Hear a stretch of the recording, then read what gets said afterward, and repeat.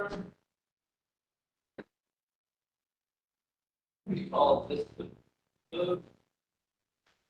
evening, everyone. My name is Christian DeCavedo. I'm the chair of the Kāhala Waiʻalae Neighborhood Board. Thank you guys so much for showing up to our monthly meeting. It is November 21st at Kāhala, and we have quite a bit to get through this evening. And I see a lot of gentlemen from different groups and different folks have shown, so thank you guys so much. We will start right off the bat with the Honolulu Fire Department. I believe we have a couple representatives here with us this evening. Thank you so much for showing up. Good evening, and thank you for allowing us this opportunity to talk with you. I'm Captain Schubert from the Kaimuki Fire Station. Apparently, there was information previously requested regarding if HFD or other organizations help the Kapuna install smoke detectors in their homes. So we did some research on that, and the answer is the American Red Cross Hawaii still provides the service to install smoke alarms. They recommend that people sign up for a home visit at their website, redcross.org.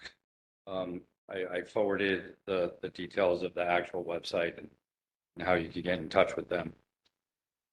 The incident counts for last month were 33 medical calls, 3 motor vehicle accidents, and 1 ocean rescue.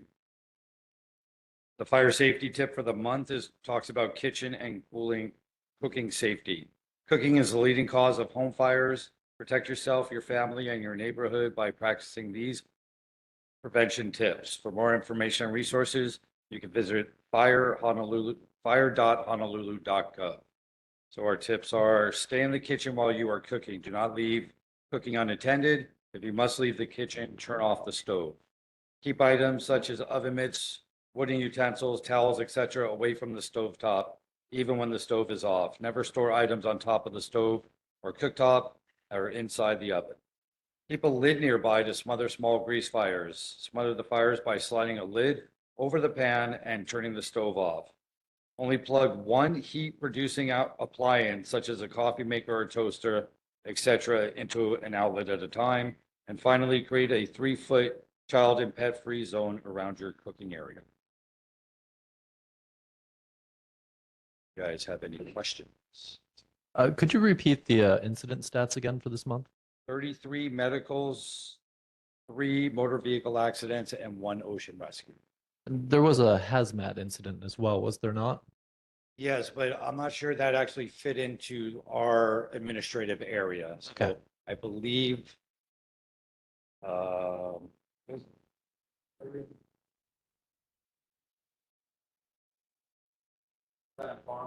Yeah, the Foodland Farms incident. where yeah, okay. That might be station 23, the Waiʻalae stations. Okay. No worries. All right, awesome. Thank you so much. Yep. Does anybody on the board have any questions for Captain Schubert? Does anybody in the community have any questions for Captain Schubert?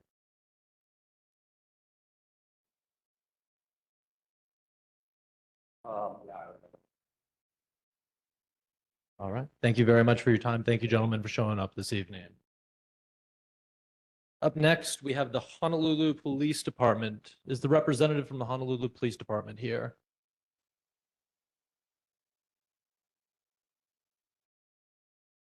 Good to have you, Lieutenant. Thanks for showing up.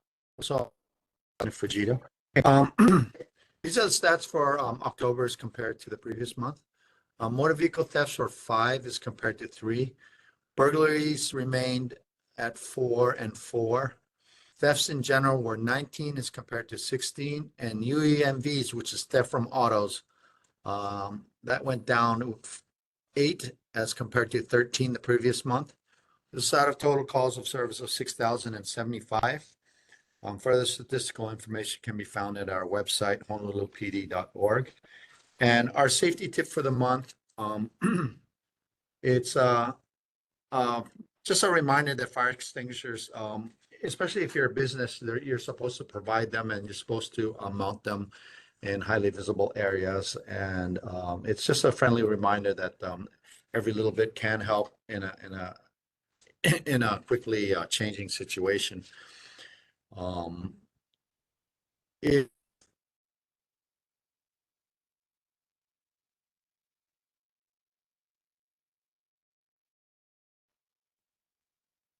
Lieutenant, I think we're losing connection with you right now. If you could just hold on 1 second while the camera catches up.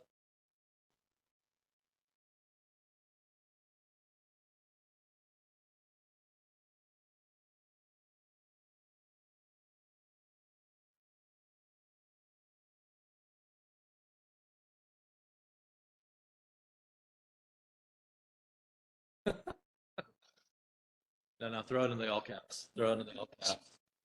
Makes an impact. Sure. Uh, Once a year.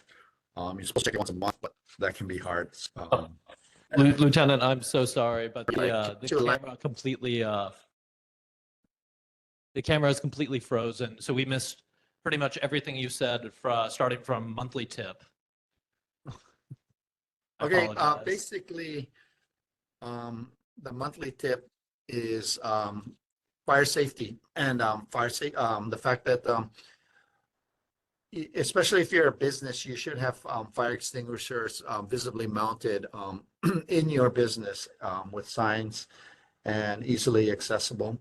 That's the main point. And of course, if you can and if you want to, you can always have a fire extinguisher at home also. And the most important thing is please check it. Try to check it once a month. If not, definitely check it once a year. Make sure that there's a gauge there that's still in the green, so it's good. And that's our safety tip for the month. Does anybody have any questions for the gentleman from HPD? Lieutenant, I have a quick question for you. I think about a week and a half, 2 weeks ago, I believe it was November, I want to say 14th, there was a pepper spray incident where somebody purposefully released a powdered form of pepper spray into the Foodland market.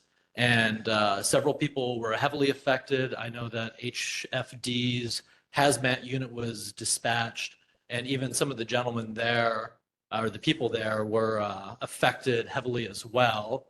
And when the incident was later reported and written up in the news, it was reported as a chemical spill. I've spoken with several of the employees at the store. They all seem to know exactly who did it. They have his face, they have his Instagram, they know exactly who he is. And I'm both curious and worried, and I was hoping you might be able to shed some light on the situation. Do you know what time that occurred? Because I work at night, morning, and I was working last week Thursday, but I don't remember that incident. I can definitely research it for you. It was from the 14th, you said? It was November 12th. The incident took place at 12:52 p.m. November 12th, 12:52. Okay. Or November 10th. Oh, November 10th. Oh, I wasn't here. Yeah, I can research it and look into what kind of case they made. And depending on that, I can give you the report number. And if people want to help assist in the investigation, if any criminal cases were made, I can definitely forward you that information as to who to call. Yeah, I know at least 3 children were pepper sprayed. Pretty much every employee working in the store. One of my Was it was it a situation where the pepper spray was released into the air and not directly pointed at somebody? it was a if you're familiar with the Berna non-lethal platform, the balls that they use, the tactical dispersion units, I think they're called. It was pushed onto the ground and then purposefully crushed underfoot, which allowed the Oh, powder to disperse throughout the entire store, affecting everybody and causing a full evacuation of the store. And if incidents like this are occurring in our community, not only should we be investigating them, but we should also be informed of them. Because, in this day and age, if somebody is pepper spraying an entire grocery store, 5 blocks up from where we live, I feel like that is both pertinent and valuable information that we should have access to. Sure. Let me research that and I can get back to you on that. I appreciate that very much. Thank you, Lieutenant. Up next, we have the Board of Water Supply. Hi, This is a everybody. representative. Oh, hey, Hello, good Lorna, evening. how Can you hear doing this me? evening? I'm doing good. Sorry, I have no screen on tonight. Apologize for that. My No. announcement is very quick as usual. So the Board of Water Supply, we have a recruitment going on. So shape your future and become part of a dynamic and well-run city organization that protects Oahu's precious water resources, promotes your growth as an employee, and support your work-life balance. So the Board of Water Supply is looking to fill permanent full-time positions in engineering, information technology, customer care, and administrative support. And we've also got contract positions that are also available. You can go onto our website to find out more information and just become part of the Board of Water Supply and become a water protector. This announcement I have, I did not have any main breaks for the to report. Uh, forgot to mention that in the beginning. Does anybody have any questions? Sorry, I think we missed you for the last half there. You were talking about the engineering, ITS Yeah, positions, the okay. contractor positions, and then I think we lost you. Oh, apologize. Yeah, so we just have go to our website, find out more information, and just encourage you folks to join the Board of Water Supply Ohana, become a water protector. And the thing I said was we didn't have any main breaks to report for last month. Marvelous. And I assume all those positions minus the contractors come with a lovely government pension, good pay, great Yes. Oh, yes. coworkers. It's a Definitely. fun and attractive offer, and we should all be very excited about it. Definitely. All the holidays, right? Oh, perfect. Yeah. Well, thank you very much, Lorna. Appreciate you. Thank you and have a happy Thanksgiving. You as well. Happy Thanksgiving.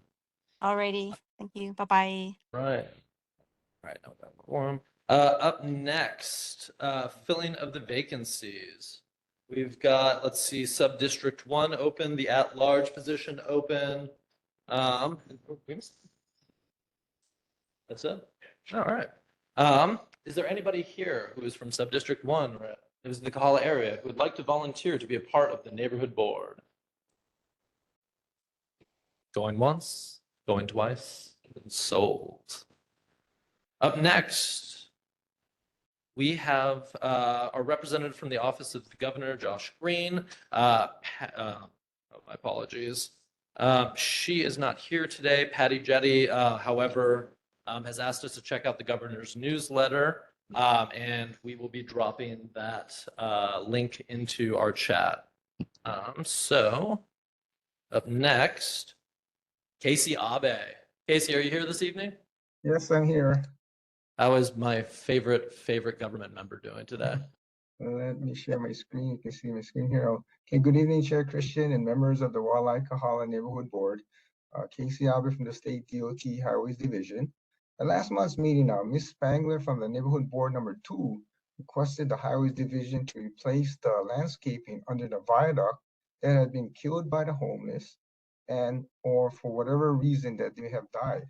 During our previous meeting, I mentioned that under the recent Navahini versus HDOT settlement, HDOT is required to plant at least 1,000 trees and shrubs each year to help draw down the carbon in the atmosphere that is created by the greenhouse gas emissions from our transportation industry.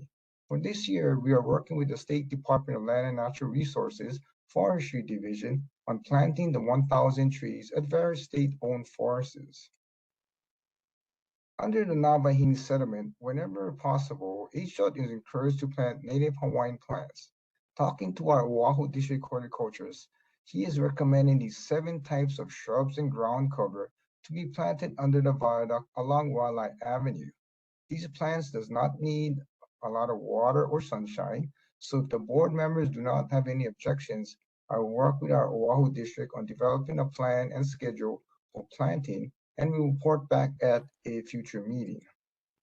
During my field investigation on October 31st, I noticed a new homeless encampment and trash under the H1 viaduct westbound along Waiʻalae Avenue. Working with our homeless coordinator, they removed the encampment and the trash. But during my quick field investigation on this past Tuesday, I noticed the homeless encampment had returned, so I informed our homeless coordinator, who can only recommend to the homeless to seek assistance, and require them to leave the area that is owned by the State Highways Division. After the homeless leaves the area, our homeless coordinator directs our contractor to remove any trash left behind by the homeless. Our homeless coordinator will schedule random inspections of the area that will hopefully prevent the homeless from returning.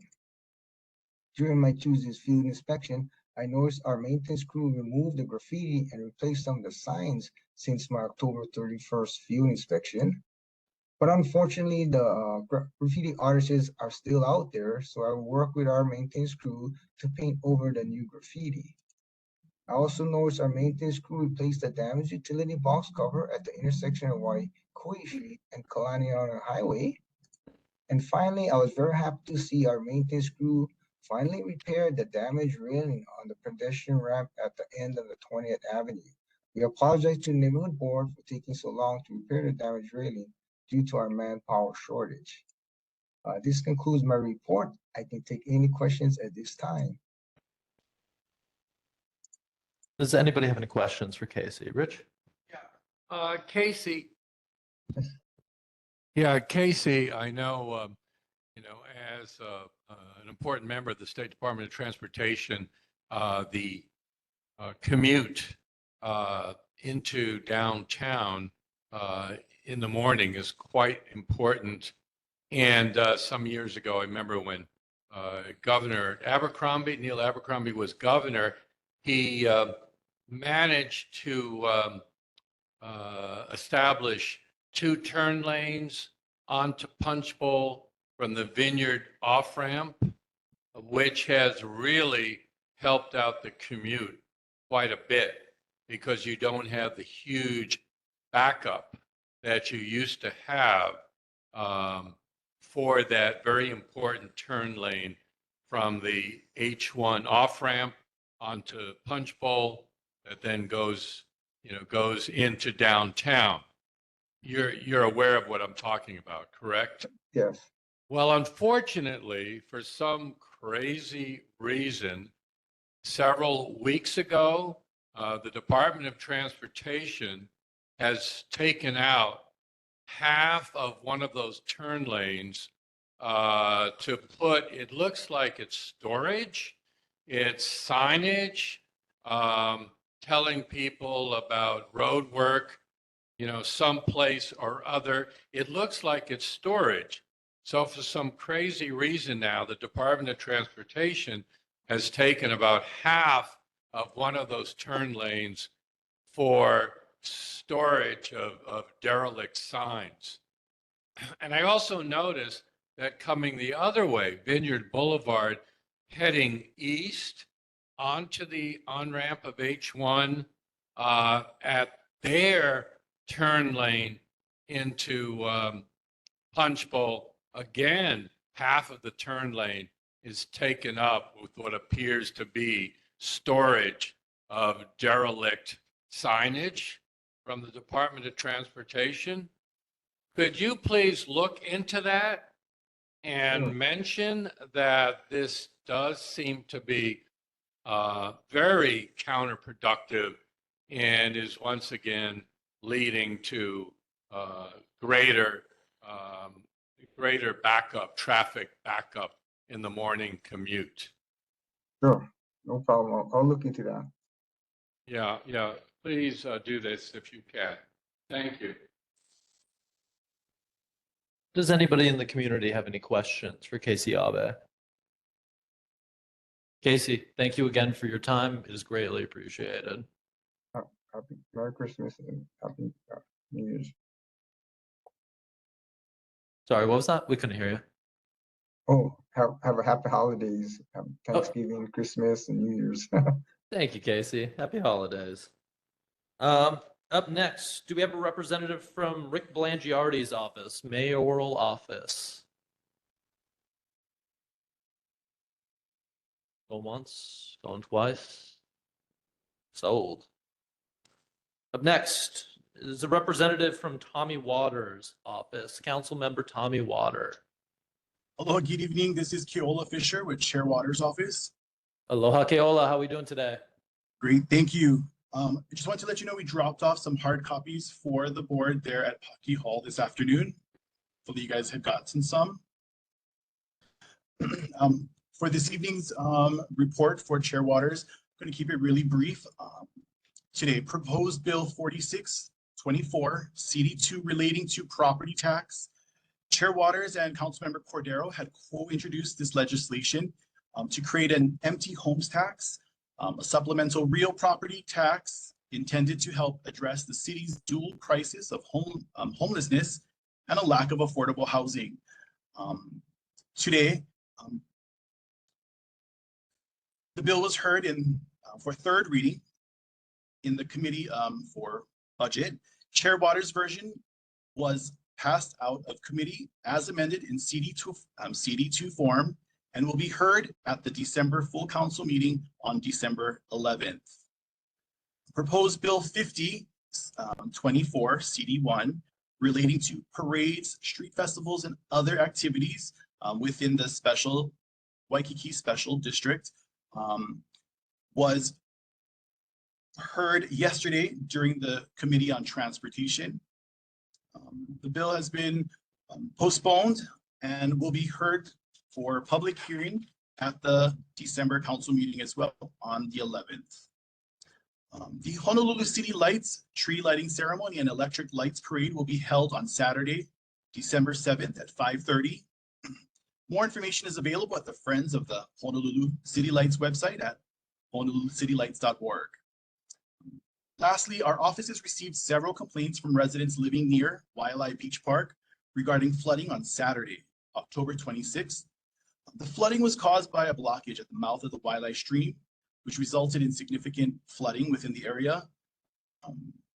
On November 14th, Chair Waters District 4 office, we had submitted a riser to the city's administration, Department of Facility Maintenance, requesting immediate repairs to the groin and establishing a schedule for regular stream and stream mouth maintenance to prevent future flooding. Our offices are still waiting a response from the Department of Facilities Maintenance. That's going to be it for this evening. Is there anything I'm open for any questions, or I can take anything back to Chair Waters. I couldn't help but notice an article here. Homelessness reduced by 27% in Waikiki from 2022 to 2024. I think I know where they've been putting all of them, and it's in our backyard. And if we could do something to start addressing the neighborhoods around Waikiki and reducing the homelessness over there, that would be a remarkable improvement. 3 days ago, I was driving down Waiʻalae right in front of Kāhala Mall, and a young woman was being assaulted by a homeless man. And so me and my friends had to stop in the middle of traffic and jump out of our truck and physically scare him off. Things are getting out of control in the neighborhood, and I know myself and a lot of other people that I speak to in the neighborhood on a weekly basis are all feeling in a very similar way. It's fun living here. It's great living here. We have a beautiful, beautiful home, but things are beginning to feel remarkably more and more unsafe. And we understand that tourism is a huge cost driver and price driver in the state. However, we are the people who live here. We are the people who vote. And if there could be a little bit more of a remarkable improvement in the way that this issue is being handled, especially in our community, I know that we'd all be more thankful for it. Yes, thank you so much. I will definitely take that back to Chair Waters. Appreciate that. Thank you. Please, absolutely. Thank you very much, Chair Christian, for bringing the point up. I want to follow suit, and I was hoping that Mayor Blangiardi would have a representative here, but since at least we have the representative of the chair of the city council, that's important. Okay. Following up what Christian has said, it is the well-known major drug dealer in East Oahu, who has for probably close to a year been living on Kāhala Beach in a big tent encampment. He often has several tents, green tents, on Kāhala Beach, and it's same place about 50 yards west of Waiʻalae Beach Park. Okay, and I did finally. I mentioned it at many meetings. Nothing here. Many neighborhood board meetings. Nothing was done. Finally, I took it upon myself to call Mayor Blangiardi because I do have his cell number, and he did respond within minutes. And he said, "Richard, I'll take care of it." Well, he did have HPD remove the guy for about 2 days. And then he came back with his tent and has been there ever since. I regularly take pictures. I send it to the city. Hey, Ola, do you have a number where I can send you my latest photo from this past Saturday? Because I would send the photo to you. It's pretty disgusting. It's a big green tent encampment with all kinds of garbage all over that beach area. There were several other tents. One left, and I think it was because of the colder weather and the windier weather. But the green encampment is still there. It is disgusting, unsanitary, and just a slap in the face, a punch in the eye for not only the neighbors, but for all of Hawaii. Would you please ask Chair Waters to do something about that? And soon. There is no reason in the world why the major drug dealer, and it is commonly known he is the major drug dealer in East Oahu, can have his headquarters on Kāhala Beach and get away with it. I mean, really, something needs to be done. And, we hope that our intelligent and our sane and our dignified city leaders will do something about it. I mean, because, if our competent city leaders don't take care of it, we all know that's bad for democracy. Yala, Yes. can you please take this seriously? Tell Yes. Chair Waters, please take it seriously. And I'd Yes. appreciate it if you can send me your cell number and I can send you the photo. Although all you have to do is walk on Kāhala Beach, just a little bit west of Waiʻalae Beach Park, and you'll see the disgusting drug encampment.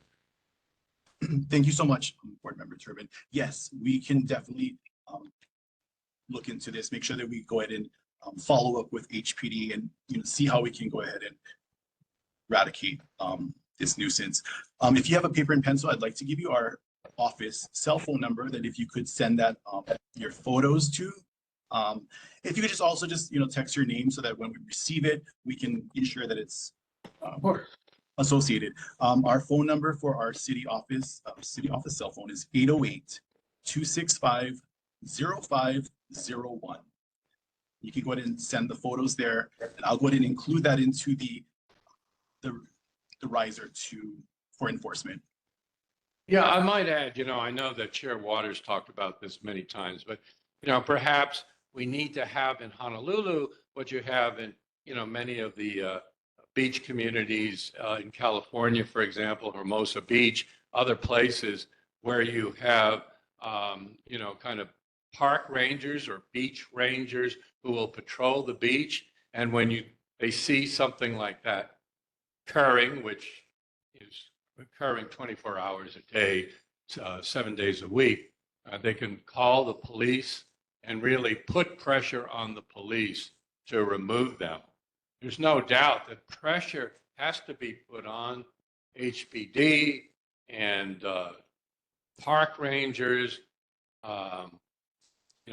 Department of, DLNR rangers to enforce the laws. It's not too much to ask our city officials and police department, DLNR rangers to enforce the law and get these drug dealers off the beach. Thank you. What does make it a curious situation is the, the jurisdiction between city and state with the I've heard about high that for water line, decades. the high water line mark where that delineates between city and state. But we can also follow up with DLNR to see if that would be a state responsibility or jurisdiction. But let's go ahead and see what we can do. And I will go ahead and ensure. Action, I mean, look, the city officials and the state officials have been cooperating in places like Diamond Head and doing a joint supervision. I mean, I've heard this problem about who has jurisdiction for now 50 years. Been a problem that has been going on for half a century, and it really is just an excuse. For a public official want to solve this problem, they can do it, they should do it, must do it. Thank you so much. I will definitely go ahead and report it and make the necessary inquiries as well as forward it over to the state as well. Thank you, Kāhala. Thank you Does so anybody much. else in the community, Brian? Yeah, Kāhala, Brian Wong. Yes. Just a quick question. Since Member Turbin brought up about park rangers, about a year ago-ish, year and a half ago, the city embarked on getting or starting a park ranger program for education to enforce some of the rules at the parks and such. I'm just curious to know, probably not tonight, but when you get a chance, I'd like to know an update where that program is as of date. It started about a year and a half ago.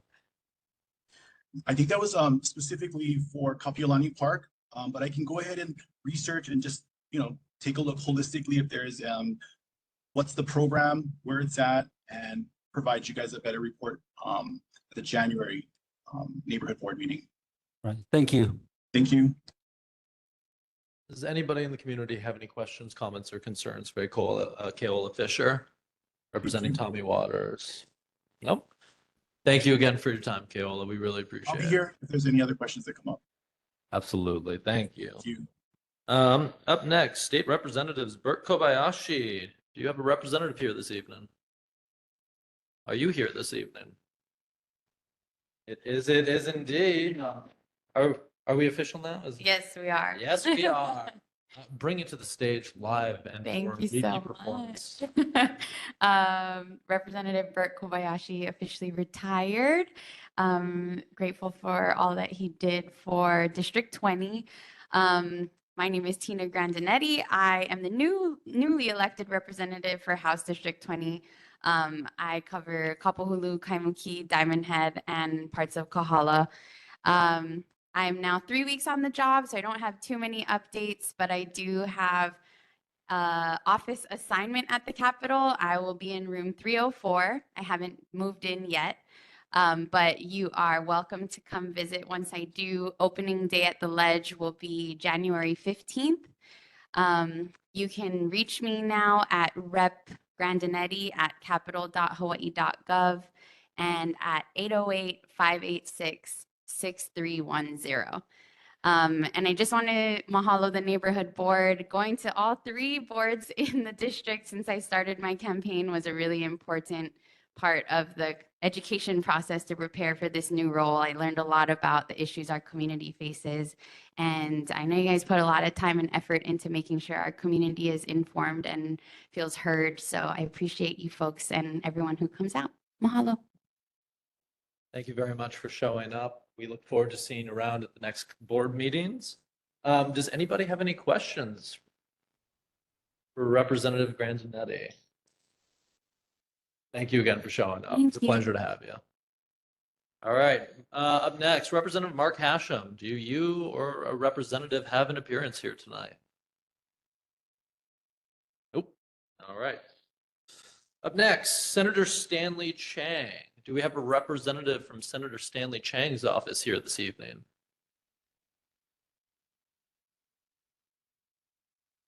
All right. Up next, we have community concerns, where it is your time to be heard, your voice to be heard. If something is going on in the community that you'd like to discuss, we ask that you come forward to the microphone and please have it be heard. Before we jump into it, I was messaged earlier today by let's see, Jim Nicolai, but let me see here. Ba-ba-ba-boom.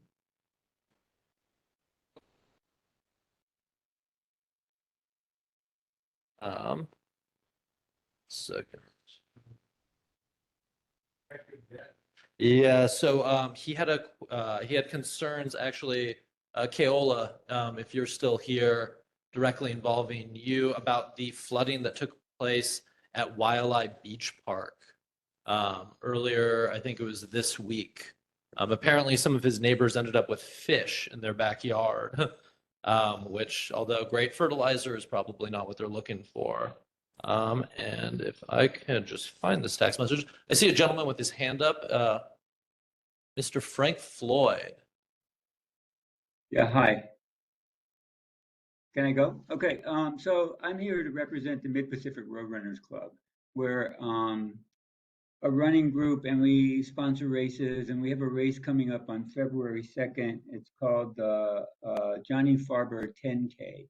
And it starts in Kapiolani Park, but it then moves into the Kāhala region or area. So it concerns you folks. So I just wanted to tell you about the race. It is a Sunday morning. We start the race at 9 a.m. Usually have about 200 runners or so it's not a big race. And we we start the race at 7 a.m. and we're usually done by about 9 a.m.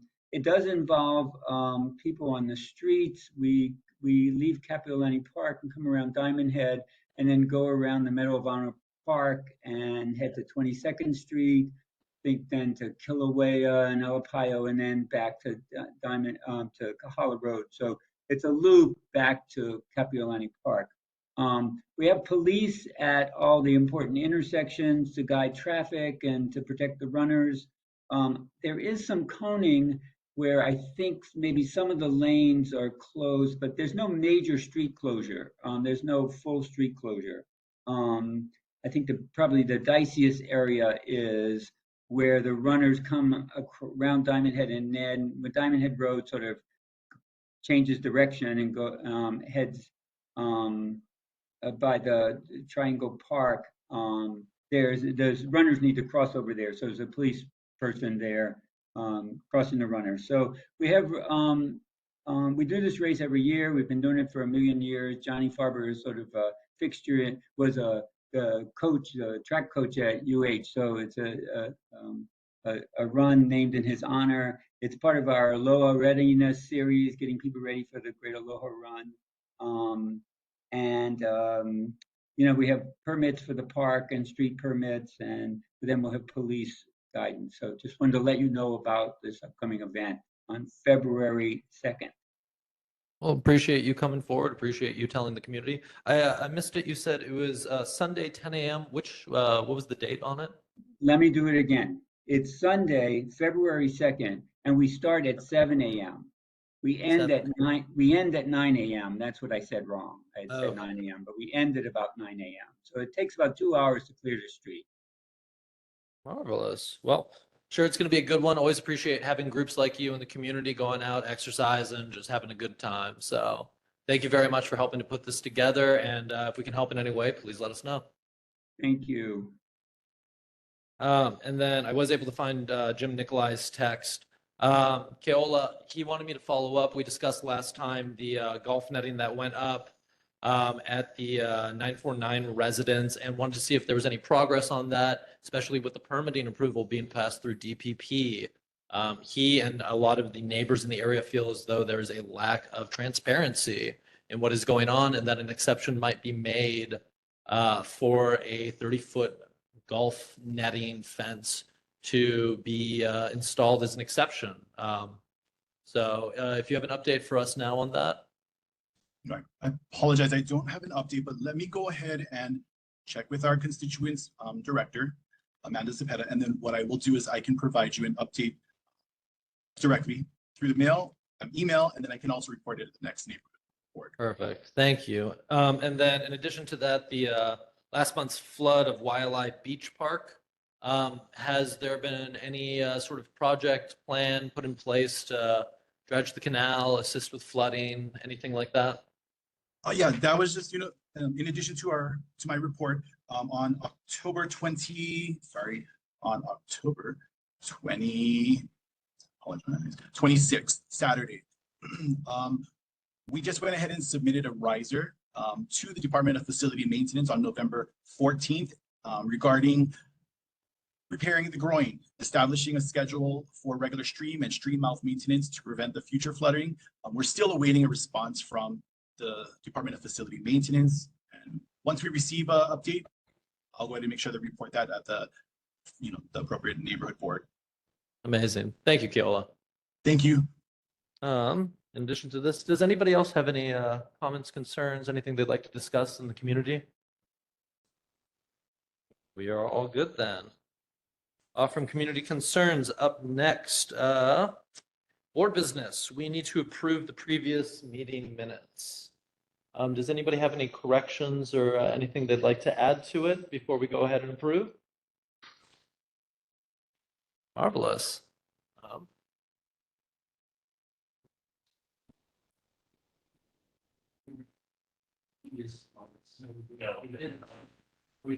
Two.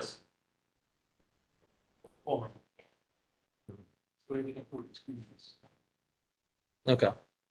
So it would be, what was it, October?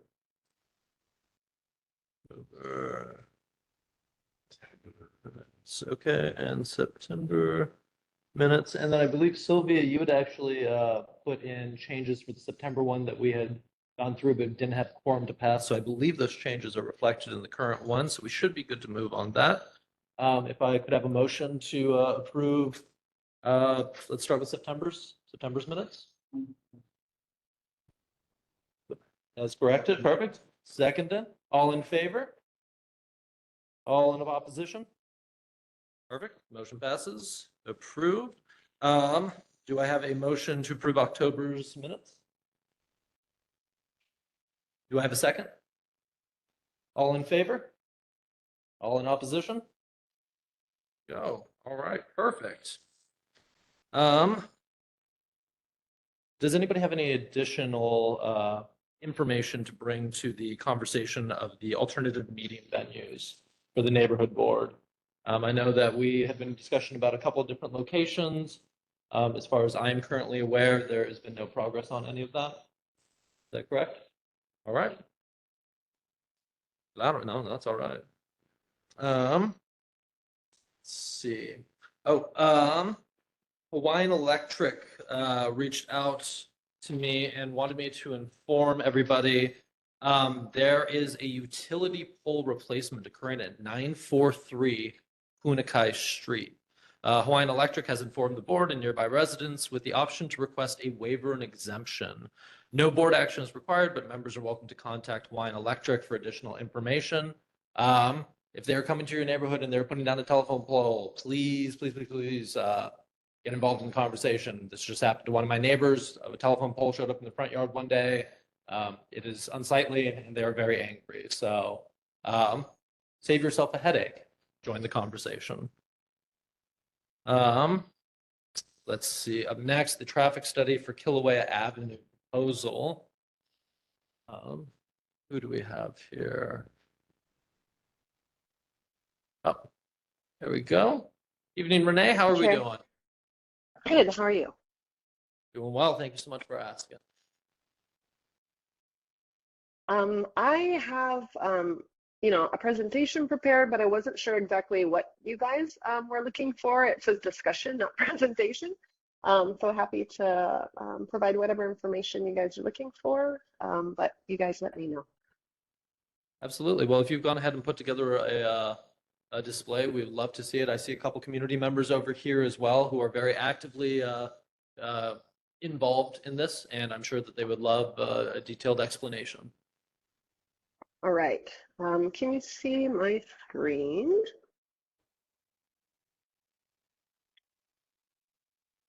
All right, we can see it. Okay, there we go. All right. Well, thank you, Chair, members of the board, for having me tonight. Some of this might be a little bit repeat information for those of you that have been following the project, but I'll try to move quickly through the kind of background information. I think most of you at this point are probably familiar with Complete Streets, and I've been here a fair number of times, but it is law in city and county. And basically the law says that every time we do a transportation project, we shall implement Complete Streets features with the primary goal of improving safety on our roadways. I have this wonderful city computer that likes to freeze when I'm sharing, so usually stopping and restarting helps. There we go. You know, as some of you may know, we unfortunately lose about one person a week on Oahu in a traffic accident. I know, you know, a lot of you don't live and breathe and work this issue every day. So I know a primary concern often is about congestion and traffic flow.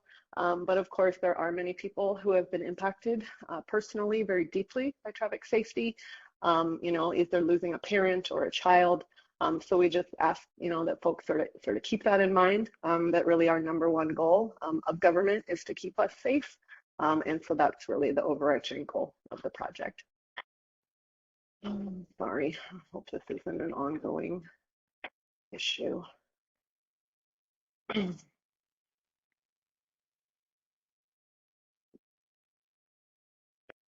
So two main ways we create safe streets. Number one, we have to provide dedicated space for people who are not driving. Obviously, if you put a car in the same space as a pedestrian or bicycle, the car is going to win every time. And then the second important thing is to control the speeds of cars that are sharing the same road as non-drivers. I'm sure we've all seen this graphic before, that there is an exponential relationship between speed and the likelihood of surviving a traffic crash. Some of you may know E equals MC squared. That squared relates to velocity. And so as, you know, as speed, say, doubles, it's not just a doubling of risk, it really is, you know, a sort of exponential relationship. So that's something we're always trying to do, is trying to lower the kinetic energy out on our streets, because humans are soft and fleshy and do not survive crashes very well. Okay, so that said, all of the streets that are colored are up for repaving and rehabilitation. This is the most frequent way that we trigger the Complete Streets law by resurfacing, repaving. A little bit of an update that what you guys have seen before. You see here there are 3 different colors. We have broken the area streets up into 3 separate packages. And so they're going to move on different timelines. The ones in green are really the simplest streets for us to do. So those are in design now. We plan to just move those out. And then the ones in orange and red will follow. Those are a little more complicated. You see Kilauea's on there.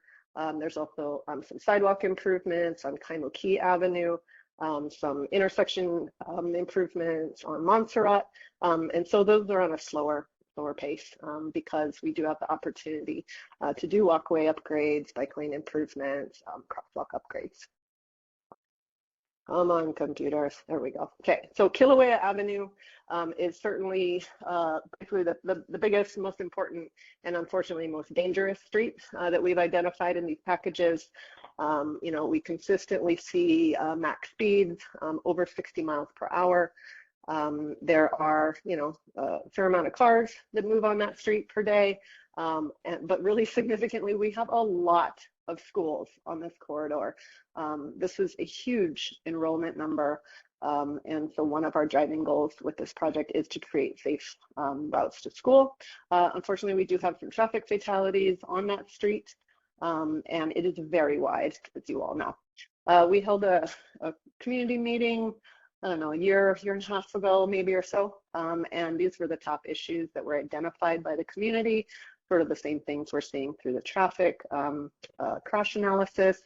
You know, we looked from this, say, 5-year period back then, about, you know, 50, say, injury accidents, and about, you know, 20% of those are pedestrians and bicyclists. When you compare that to the number of people walking and biking versus the number of people driving, it's a pretty high, pretty disproportionate impact we're seeing for people out there walking and biking.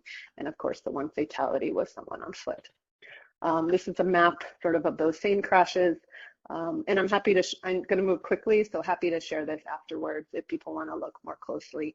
But, you know, we have some issues around Makaiva, fronting the mall, and then sort of smattering of crashes along the rest of the corridor.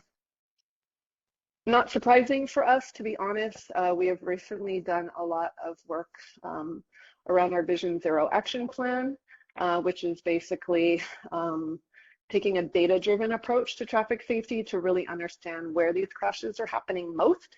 And these are the typical factors that we see for the high injury corridors. They're typically, you know, 4 or more lanes, speed limits, you know, 30 miles per hour and over. And they're split between signalized intersections and uncontrolled crosswalks. People often think traffic signals are the safest. Not necessarily true. I think they give people sort of a false sense of safety sometimes, and people will step on the gas pedal instead of on the brakes as they go through intersections. And that's where the vast majority of conflicts happen at intersections and most of the crashes. Okay, there we go. In terms of operating speeds out there, it just sort of clips, you know, this little 35 mile per hour statistic on the, you know, likelihood of someone surviving a crash. It's about 50-50, not really good gambling odds. And you can see sort of the, you know, prevalent speeds out there on the corridor today. This is not something that we're comfortable with. We don't think this is appropriate speed being along a corridor with so many parks and schools. And it's one of the main driving factors of the project is to get these speeds down to something safer. So this is the existing configuration on Kilauea Avenue. It's pretty consistent along its entire length that's within the project limits. So we are looking from 18th Avenue up to Waiʻalae. You know, it's 4 lanes from Waiʻalae all the way to 22nd, and then 3 lanes on to 18th Avenue. All right, there we go. But as you can see, and I think this is the heart of what you guys were trying to get more information on tonight, the traffic counts from one end to the other are very different, leading to the conclusion that you shouldn't necessarily design the street the same way, because you end up getting really high speeds where you have too much road capacity for the amount of volume that's out there.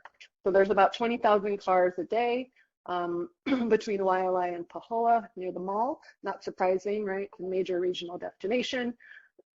And it drops very quickly after Pahoa down to around 12,000, and then even lower as it approaches the other end of the corridor. Just for reference, we have many streets that carry, you know, 12, 14, 15,000 cars a day on 2-lane streets with no left turn lanes.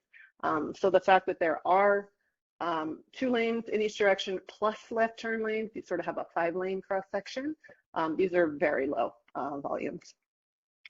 This is the lane reconfiguration proposal that we are currently working on. Like I said, we have pushed this project out a bit. My phone's looking out.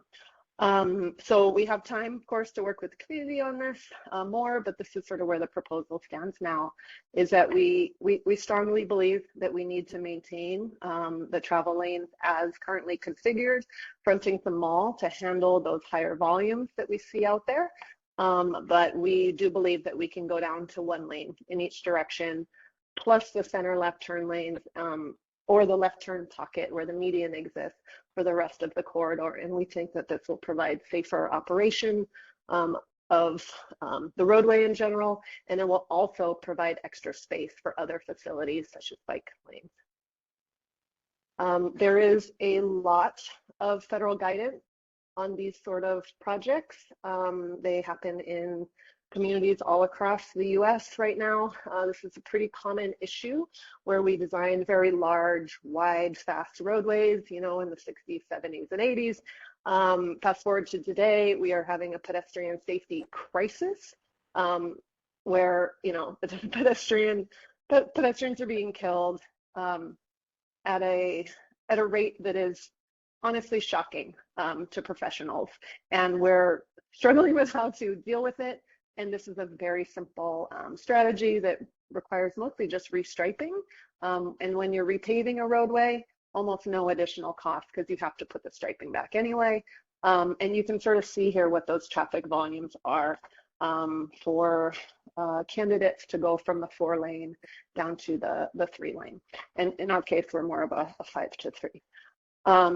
So, you know, around 20,000 is actually a decent candidate for road diet. That's what we've seen near Kāhala Mall. We're not proposing it there. We know there's a lot of turns and concern about traffic, and we've heard that from the community. But everything else, you know, around 12,000, 9,800 are very good candidates or great candidates, like basically almost no concern for traffic congestion as a result. So this is a cross-section. It's a very rough cross-section, mind you, that we've done in some preliminary sort of just design tools to try to communicate the difference. So today, you know, we've typically got 4 lanes out there and are proposing, this is through the residential section from 22nd up to where the median is, proposing to go down to 3 lanes. So instead of having a left turning vehicle basically blocking one of the through lanes, you can get those left turning vehicles out of the through lane, put them into the center left turn lane, and keep that one single lane of traffic flowing just fine. And then with the resulting space that you get basically from removing one travel lane, we're able to put in some pretty nice bike facilities. We did propose some more protected facilities that would have additional impact on parking. The community didn't seem supportive of that. So this is sort of a dialed back version, kind of a compromise. But we do like that we're able to fit in a buffer here to at least provide some kind of breathing room and some space between moving vehicles and people on bicycles. And also a little bit of breathing room from bikes trying to get away from parked cars so they don't have any conflicts with doors. We did a very, very rough rendering using AI. Was an interesting experience for us. We used to pay, you know, tens of thousands of dollars for professional renderings. Luckily today with technology, we were able to do this in a few minutes. But it's just rough to give people sort of a sense of what that would look like. And this is fronting the elementary school. And then for the section from Pahoa up to Waiʻalae, as I mentioned, we're really proposing to keep the travel patterns the same, but we are proposing to remove parking on both sides to be able to put in the bike facilities and have them be continuous up to Waiʻalae Avenue. We have done on-site observations as well in order to try to understand what the traffic impacts would be from this. A typical way we do that is through queue studies.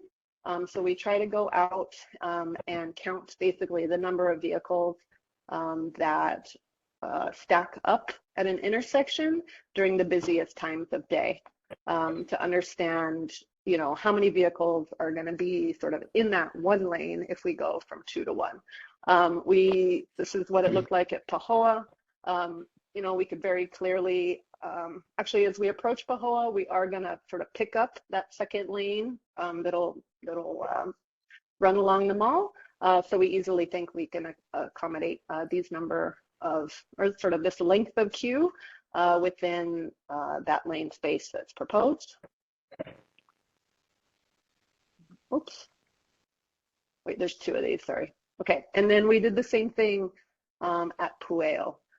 To try to understand whether that would work, sort of not fronting the school, but across the street. And again, we really have no concerns and no worry that we're going to have more traffic congestion.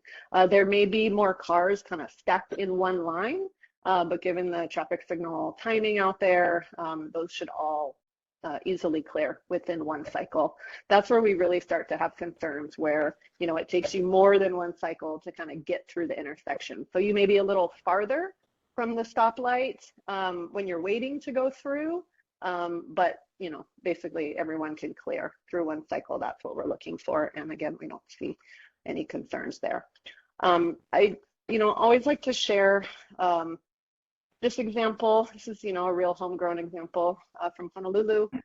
This is data that we collected for the South King Street protected bike lane that I think most people are familiar with by now, which went in 10 years ago in a couple of weeks, actually. Interestingly to us, and this is not something that we expected, the pedestrian crashes on that corridor were cut in half after we did the bike improvement. You know, people start getting, drivers start being more aware of looking for a bike. And as a consequence, they're also more aware of looking for pedestrians. So I think this is a nice example that shows that, you know, sometimes when you put in a facility, say a bike facility, people often will think, okay, that's for bikers.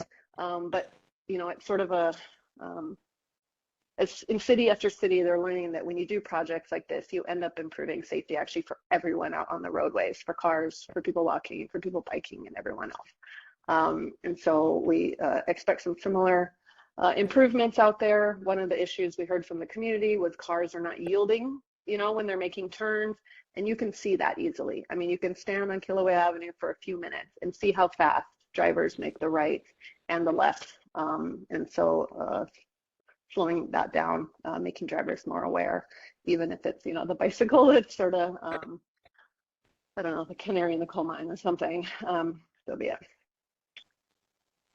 We have done a lot of outreach on this project. We will continue to do it. We do have time. As I mentioned, the sort of most simple phase is in design now. We plan to bid that out next fall.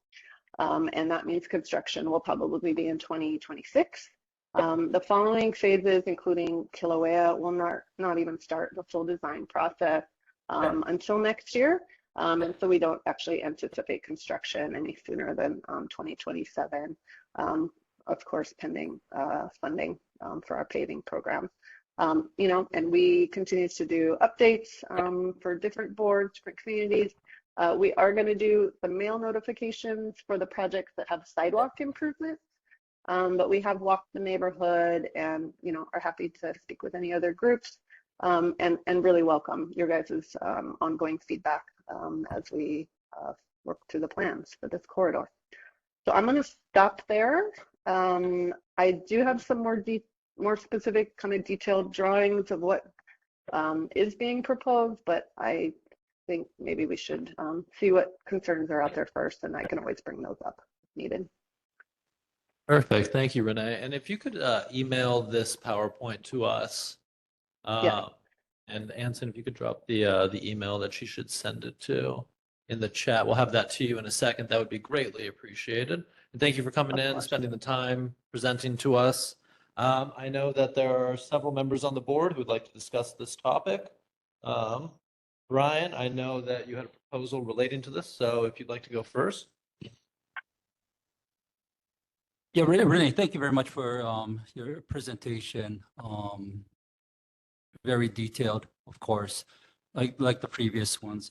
I guess my position, my basic position on this is that I think there needs to be, we're in design phase right now, I guess, or we're talking about it, we're pre-design, and nothing's going to happen really till 2027 with construction and such. And I'm hoping that we are still in the open mind and discussion phase where we're exchanging ideas and different thoughts.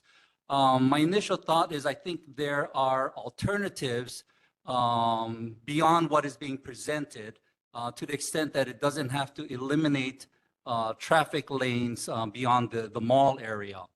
And I say that because you know, some of the statistics you've shared, granted, we do acknowledge that there are speeders on Kilauea Avenue, and we certainly want to improve safety for everyone, pedestrians, motorists, bicyclists alike on that roadway. But I'd like to see more maybe speed mitigating ideas, improvements to the sidewalk area. You know, we've talked about bicyclists a lot in this discussion with Kilauea Complete Streets, and very limited in the sidewalks or the pedestrians. You know, I've run there, jogged there on Kilauea Avenue, walked there, and many times, especially when people are jogging down the sidewalks there, coming the alternate direction, people are having to run onto the street because the sidewalks aren't wide enough. And I think there's opportunity to expand the sidewalk space with the existing width right now, going slightly into the grassy areas. But I don't see any ideas of that, of improving the sidewalk areas. I hear some conversation about some speed mitigating ideas, but I don't see that being top of mind. You know, we're installing speed humps throughout the entire island right now. Not sure if that's, to what extent that's going to be put into Kilauea Avenue. There's plus and minuses on that. I'm sure we can have discussions on that within the community. You mentioned about the community presentation you had before. Certainly, those were the ideas that they shared about safety. But I do want to point out some context in that too, that particular Zoom conference or that presentation was attended by maybe 30 people of this entire Waiʻalae Kāhala community. So I think that's just a real small snippet of what the community feels about what they want to do with Kilauea Avenues. But I go back to the point about safe streets. You know, I think it's the idea is to have safe streets and not necessarily to have a full, you know, bicycle lane. I think that's one of the big main ideas, to have it put in. I've measured Kilauea Avenue from the median with a laser measuring device. I believe that through my amateur measurements that there is enough space for 2 lanes, a bike shuttle, as well as parking based on the information that's provided by the city on the measurements that's required for each of those areas. So I guess what I'm saying is that I'm not saying which idea is better or worse, but I think we should explore some ideas that also include a 2-lane thoroughfare on both sides to the extent that it is right now. I also want to just share some of the studies. You had PM peak at 2:30 to 3:30, AM peak at 7:15 to 8:15. I would probably say AM peak is pretty close, but you know, that PM peak, I'm not sure if that's, you know, a lot of people in the community would agree. You know, yes, when school gets out. But you know, I think there's some traffic in the rush hour traffic areas. And some of the other things that's not considered, I think, too, is that area is utilized a lot, especially when there's backups on Kalaniʻaniʻole Highway or going east. And then when the H1 is backed up going west in the morning. So some of those types of things. Some of the studies with regards to the parking, I think you did your studies during the daylight hours. I've driven Kilauea Avenues during the evening hours. And I think we don't take into consideration the extended families that are using the street parking as well. And then on the weekends, when the parks are being utilized for recreation. So I think some of the statistics may be not exact based on some of those observations as well. So I just go back to the point that I'm not saying one is better than the other, but I think I'd like to see us be open to exploring ideas that would also include 2 lanes. That's all. Thank you. Thank you, Brian. Let me address a couple of those. I'm kind of madly writing notes. I know we've communicated about some of these before. In terms of speed mitigation for the lane reduction, I failed to, I guess, spell this out. My apologies. One of the biggest things that we see, so the biggest benefit of going from 2 lanes in one direction to 1 lane in each direction, if the volumes work, is that when you have 1 lane, the slowest car out there sets the pace. I mean, unless they're an extremely radical driver and they're passing vehicles illegally.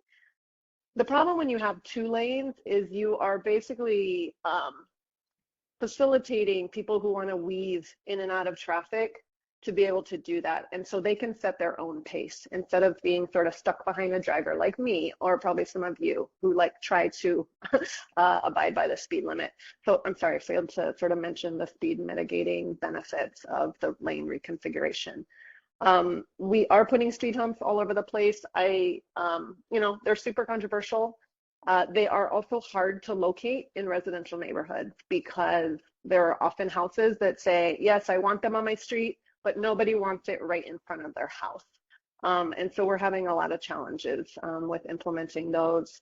And, just to be honest, we don't think you need the full 4 lanes for most of the corridor. So we would prefer to do something that's sort of self-reinforcing instead of what we consider kind of a Band-Aid treatment, which is a speed hump.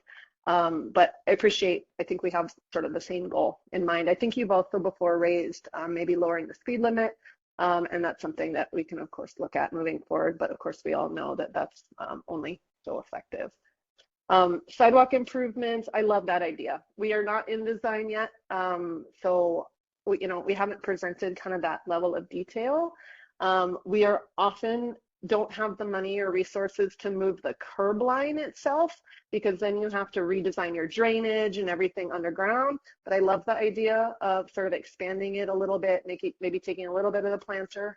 DPP, they're not too hot on that idea. They really do like that planter strip, particularly in residential neighborhoods.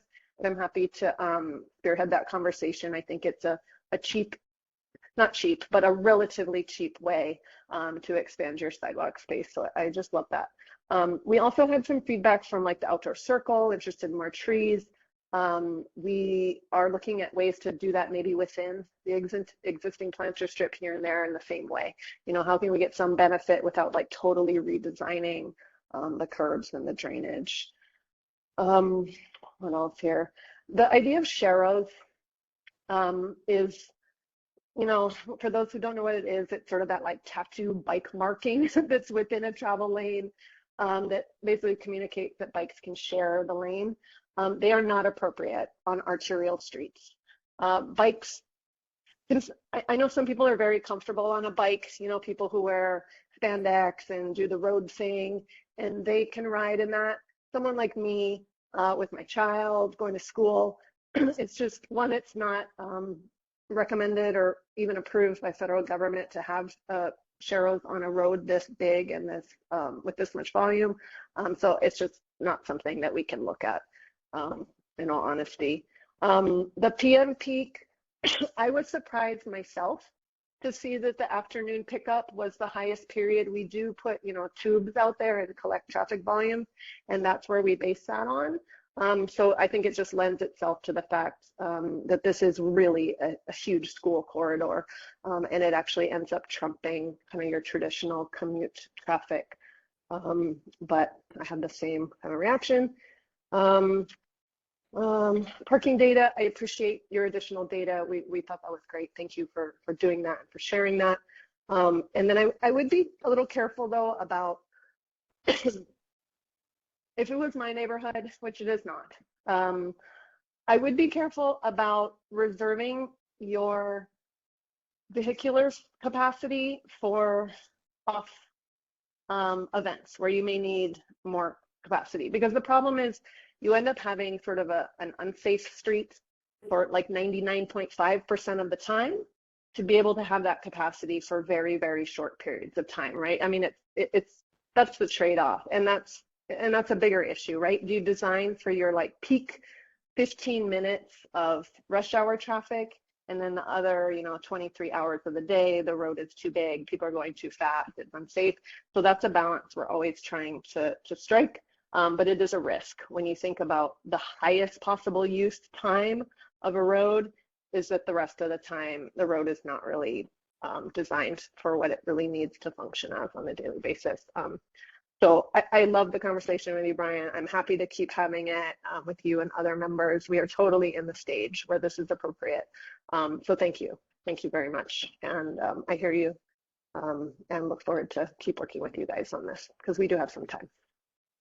Marvelous. And I know, Rich, you have some comments as well, and then Lee right after. Yeah. I have some comments. I think One of the problems, I'm sorry with engineers, bike lane engineers and transportation engineers coming in and then kind of looking at a community and deciding how to change it. I really would much prefer, a real vote being taken by the community members. Do they want to drop Kilauea down to one lane each direction? And I'm sure the overwhelming vote would be no, keep it, 2 lanes in each direction. And part of it, a big part of it, is just the nature of the Kāhala community. The Kāhala community is a really special community in Hawaii. It's unique. It is its greatest feature is kind of the wide open spaces. The fact that there's a lot of grassy area, there's a lot of big lawns, the lot sizes are big, the avenues and streets are wide. It kind of obviously it's an extremely attractive place to live in. Unfortunately, the prices have gone sky high. But the reason for that is just the darn attractiveness of the community. It kind of offers a Honolulu that you can't find anyplace else. It's a legacy community in the entire Pacific Basin. Again, the wide open spaces, the wide open streets. Most of the people relax when they're here. They drive with a peaceful spirit. They live with a peaceful spirit. It is the home of, the Sony Open. It's the home of the Honolulu Marathon. It's not a closed community. It's not a gated community. It exists for really the entire people of Hawaii, tourists. When I travel to Japan, the Japanese people talk about Kāhala and how important Kāhala is to them. So then now to come in and to take the major thoroughfare, which has been existing time immemorial with 4 lanes, and then suddenly drop it down to 1 lane in each direction, that really is scarring the community. It's just not what Kāhala is all about. And I think you really need to be sensitive to that. Now, I've been on the neighborhood board for almost 50 years now and chair for 30, 35 years of that. And we get notified of major accidents, fatalities, big injury accidents. And I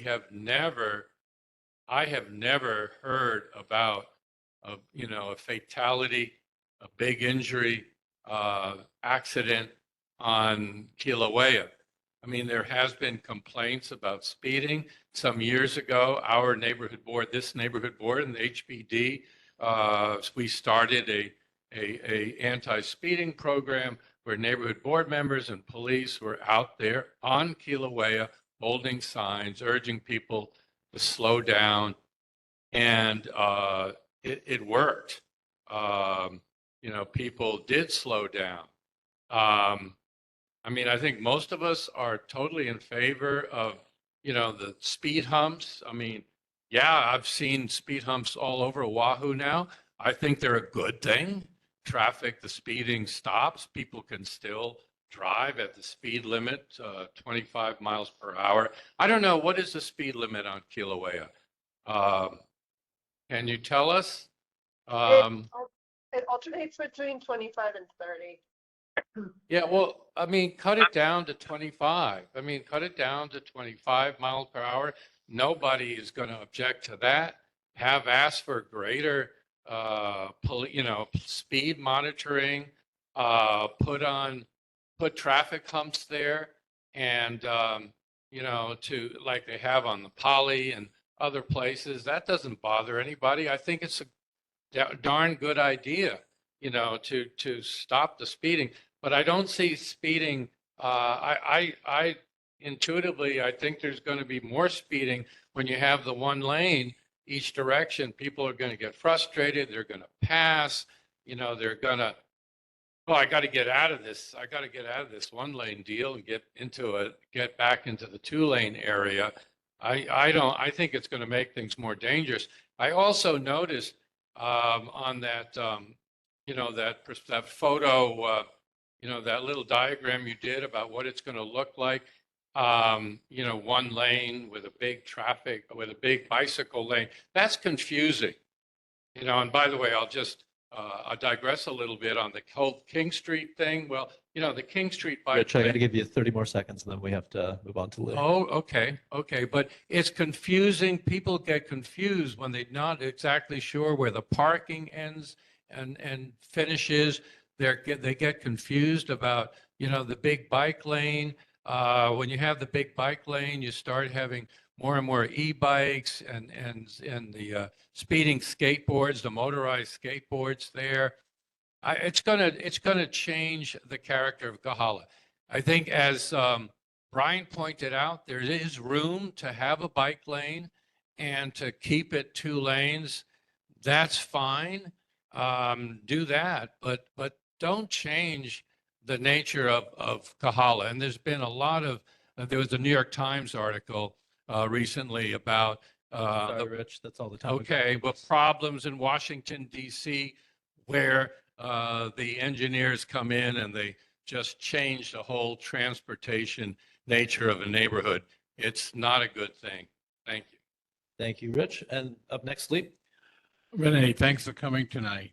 One area I'm concerned about that you mentioned are the special events. I think there might be a lot more than what you think that impacts the traffic. I drive there every day, and besides things like the Sony Open, which somebody already mentioned, there's a lot of different school activities.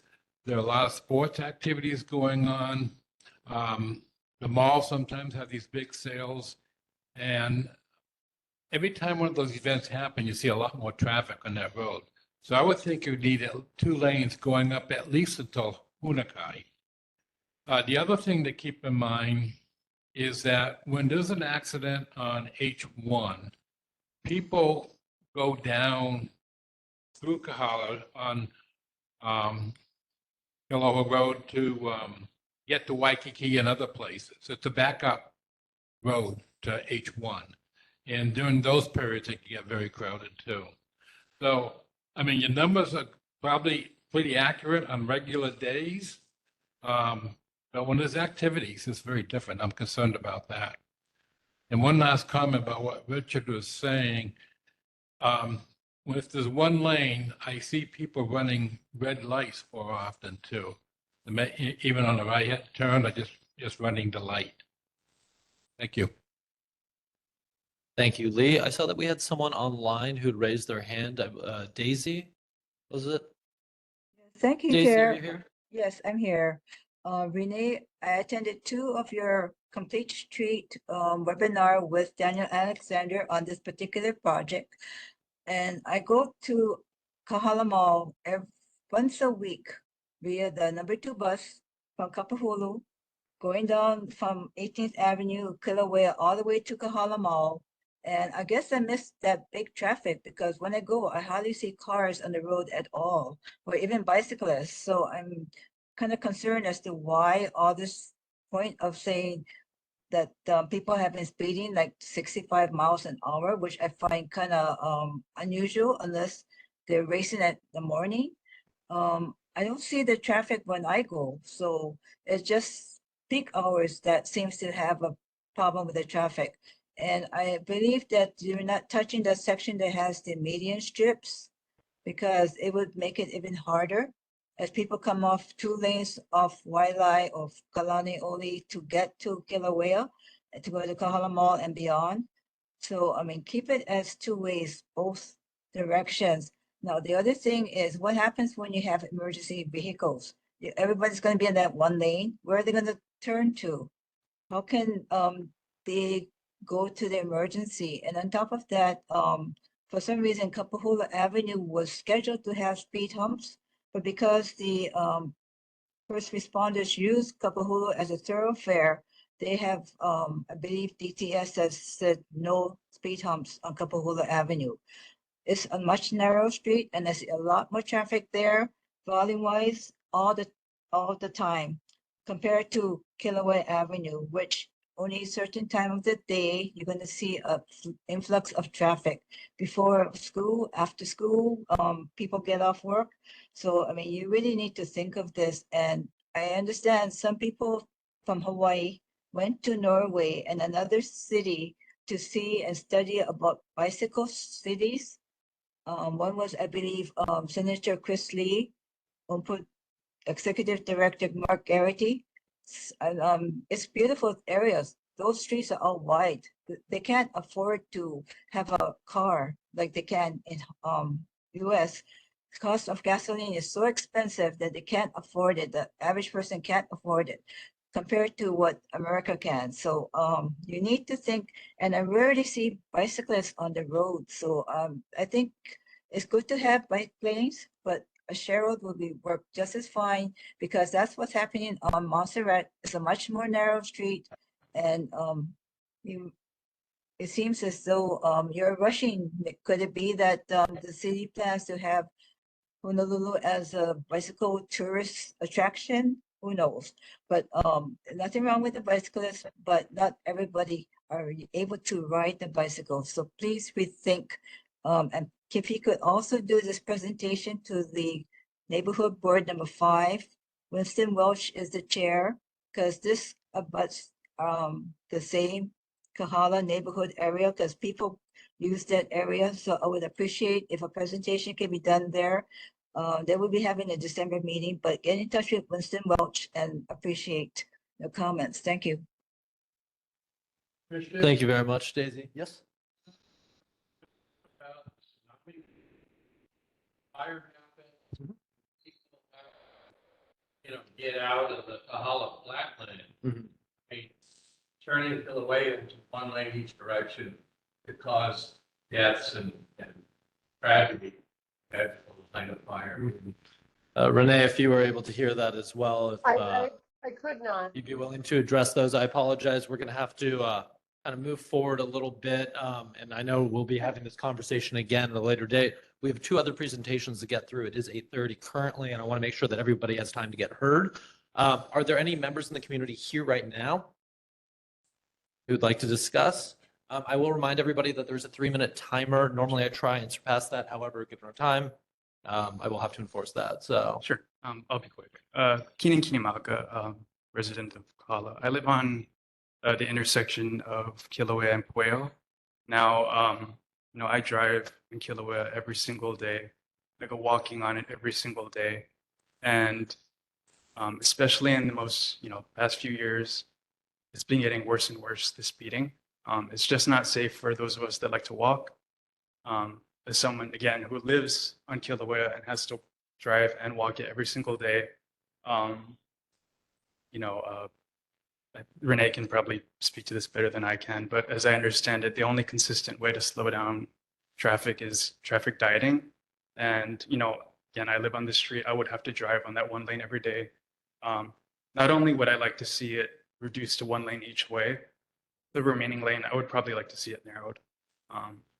I don't mind, if people have to go 20, 25 miles an hour. It's just, again, we live on that intersection. I'm just tired of people speeding right through red lights, or especially if you're turning left on Pueo onto Kilauea. I've been almost run over so many times now.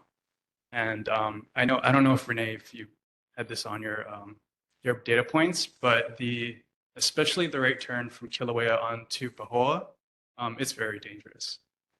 Especially because there's a lot of people going to McDonald's and then trying to get onto the freeway. That's how they do it. And a lot of them just, especially now, they're not even looking. It's just crazy. So yeah, and then also I just wanted to address that point about people, trying to be clever, and when H1 is backed off, thinking that they can go through the neighborhood. Again, as someone who lives in the neighborhood, I really don't care. I would like for it to just be one lane. And if they see that it's slow, then maybe Google Maps will tell them to go some other way. Anyway, that's all I have to say on that point. Thank you for your presentation, by the way. Thank you for coming down, making the time, and having your voice be heard tonight. Mahalo, Chair, members of the board. Chris Kinimaka. I'm also a resident of the area, and I live on that corner of Kilauea and Pueo. I did stand up last week because, ironically, two of the presenters actually said, forget complete streets. We come from outside. We come from New Valley, and we like your street being a bypass road. But I want to share, I, like you, enjoy the community. I like that it's a community. It's an avenue. It's for pedestrians to work, to live, work, and play in a community setting. And frankly, I share at least once a month, we almost get run over. And just Tuesday, 2 days ago, we were standing on that corner of Pueo and Kilauea, just waiting across Kilauea. Someone was at the light on Pueo, facing Eva. He stopped at the red light, decided the road was clear, and then sped through and made a left turn right onto Kilauea. So what we're seeing now is people seeing it more as a bypass road, as a highway. They think they're entitled to get off and come zipping through our neighborhood to connect to Waikiki. Yeah, I do that too, to get to downtown, but I live in the area, so I'm not going 50 miles an hour, and they do. It's hazardous crossing that street. So it's not just the speed, no, what we see is the inattentiveness. People come to make a left turn, they're coming on Pueo, they're trying to get onto Kilauea. They don't even look when they make the right turn. My son almost got run over, and the only reason he wasn't was because that person was driving a Tesla. The car stopped because he was in the road, and the driver got pissed off and turned around and was like, oh my God, there was a person in the road. That happens all the time. So we believe choking down in that area, yes, keep it 2 lanes by the mall, that's fine. But from Pueo on, it makes sense to choke it down to 1 lane. Poho on, that's true, we're on Pueo. We have a neighbor 1 block up who lives between Pueo and Poho. He wanted to be here also because he does go to McDonald's and Longs every day. Same thing. They almost get run over several times a month. And so, you travel to Auckland, you travel to the mainland, all over New Zealand and other countries. They take major cities down to 1 road and 1 area for pedestrians and 1 area for bicycles. And what happens is the community reclaims the area. You'd be surprised. The sidewalks get more used by pedestrians because the bicyclists can use the bike lanes. Right now, I can't even pull out of my driveway without worrying about hitting a kid on a scooter or an e-bike or a bicycle. Never mind the pedestrians. They're all trying to stay on the sidewalk because the road's not safe. And so, Renee, I appreciate your statistics. We weren't aware. It's to know the traffic is not that bad from Poho back. But, we support the idea. We're open to other design concepts, but it isn't just speed. It is attentiveness. And remember, it's an avenue that's meant for pedestrian focused safety. The highway is where you have high traffic and priority on vehicles. Yeah, sorry. So yeah, let's not make this a bypass road. Let's not encourage that, because that is exactly what the people who are trying to kill this are trying to do, is make it a bypass road. Mahalo. Again, thank you guys for coming down. It's good to see you again in another meeting. Thank you for having your voices heard. Colin? Yeah, I mean, I think I really appreciate the community members, coming out and saying something like that. I want to just address Rich's comments all real quick. Rich Turbin did present a resolution with all of the points that he presented tonight, and we did vote it down.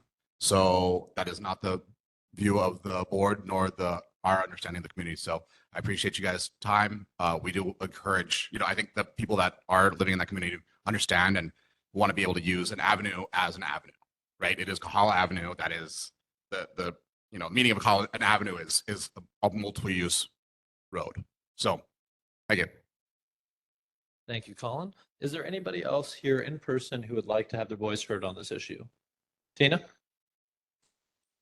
Thank you so much. I actually just have a quick question. Well, I'll add my comments first about walking. I spent all summer canvassing the district, and walking down Kilauea can be really frightening. And I had some people, when I knock on their doors, ask them what their biggest concern is.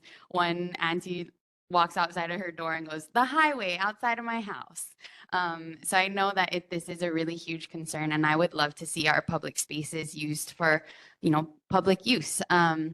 But my question about your presentation, which was really informative, was you mentioned that you had originally thought about doing a protected bike lane like on King Street, but you had some community opposition to that, and people preferred just a regular bike lane with a painted buffer. Can you explain what that opposition was about? Because does that take up the same amount of space?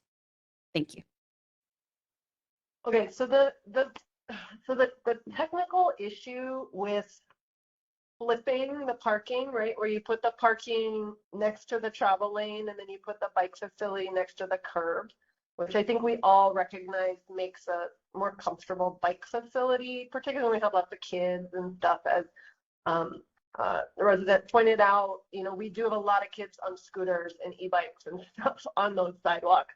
We even see 2-3 kids on one device. The problem is there's so many driveways. And when you push the parking out, the visibility of turning out of those driveways can be impacted by pushing the vehicles farther out.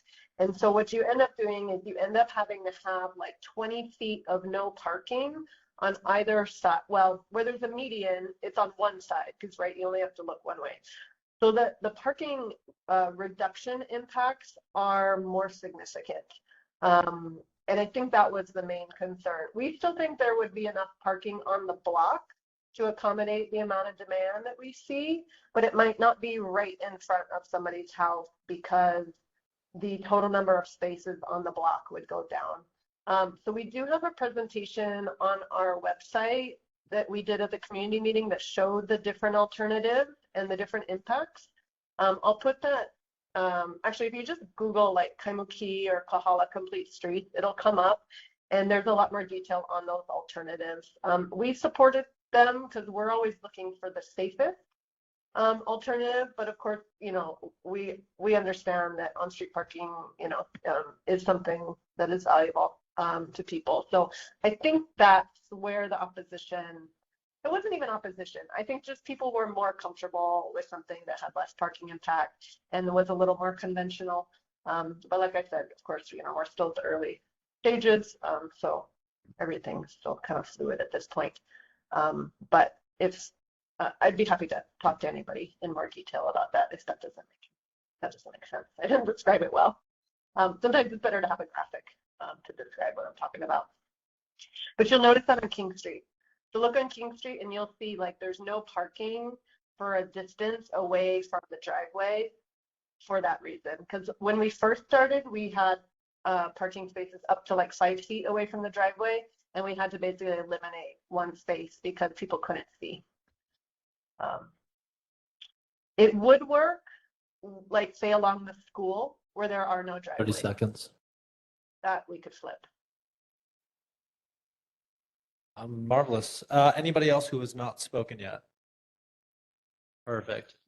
Renee, thank you for spending the time to come and talk to us. I know this is a hot button issue. However, it is amazing to see so many people impassioned by this and people getting active in the conversation. So right side on that, we're all here. We're all trying to come to a solution.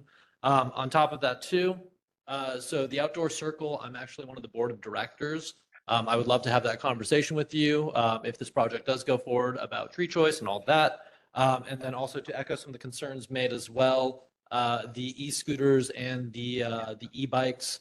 I myself ride a motorcycle. I had to go through an extensive licensing process. I have insurance. I have to do all these things.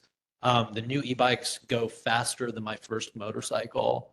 And they do not require helmets. They do not require a bunch of insurance and all this stuff. So I know that you got a bunch of really smart, capable people over there. I would love to see some solutions that you guys could bring to the table because that is a very pressing concern, I know, for a lot of people here. So I'm excited to see what answers you can come up with that. We are going to have to move on. However, up next, we have the Division of Aquatic Resource presentation. We have biologist Jack Reichard. Saying that correctly? Jake Reichard. There we go. Please.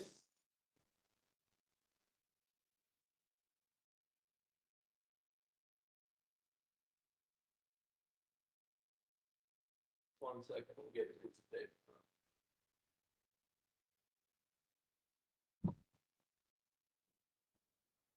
Aloha, everyone. My name is Jake Reichard. I'm with the Division of Aquatic Resources, and I'm here to talk about our artificial reef project and the expansion that we're looking at having in Honolulu Bay. So to give you guys a little bit of history about our artificial reef program, we have 4 artificial reef sites statewide. We have 3 on Oahu and 1 in Maui. Our 3 on Oahu is here in Honolulu Bay, Waiʻalae, and Kualoa. It's actually one of the oldest artificial reef projects in the country. Started in 1961, and our first site was Honolulu Bay. Back then, they used old cars. So they used to dump old cars, and those all rusted away, so they're actually not out there anymore. They also used old World War II landing crafts and stuff like that. But in the 90s, they moved to concrete. Actually, like the 80s. 80s, they moved into using concrete. And the premise was using donated concrete. So concrete that is left over from construction projects goes into molds. And then we use that donated concrete for the project, because otherwise that concrete would just end up in the landfill. So it's kind of a way to recycle the concrete. We have it's about 1.5 miles offshore from Waiʻalae Beach Park. And the depth is around 77 feet to 117 feet. Next, please. To kind of show you guys a little bit more of that depth, that first wiggly line, that's about 50, 60 feet depth contour. And then that bottom line underneath that rectangle, which is our artificial reef area, is about 120 feet. The artificial reef itself is comprised of piles. So they're scattered throughout that box. It's not like that whole box is just a straight up artificial reef. There's piles of those concrete modules that I'll show you guys later. But with this project, what we're trying to do is we're trying to manage the bay in a holistic ecosystem place-based management. So we are proposing fishing regulations for the bay, and that is a nighttime spearfishing ban. And we're going through the Chapter 93 rulemaking process. We had testimonies in early October that people were submitting for the Chapter 93 rulemaking process. But while we're trying to also provide fishing opportunities while we're maybe limiting fishing in other ways. We're trying to promote fishing in another way through artificial reefs. So with this deployment, we're looking at trying to deploy around 2,200 modules, and the pile will be about a 40 meter by 40 meter square, and it'll be about 10 to 20 feet high of modules. To give you guys a little summary on the biomass or the amount of fish that are at these sites, the green is the Honolulu Bay, yellow is Kualoa, and blue is Waiʻalae.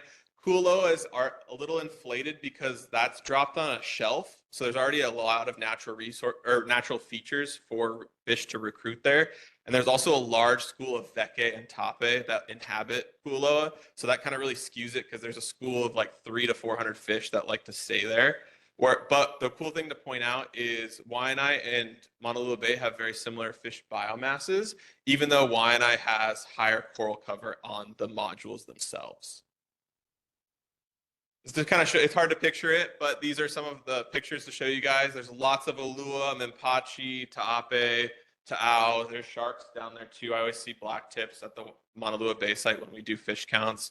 A lot of apelu kala inhabit it, and moana collies as well.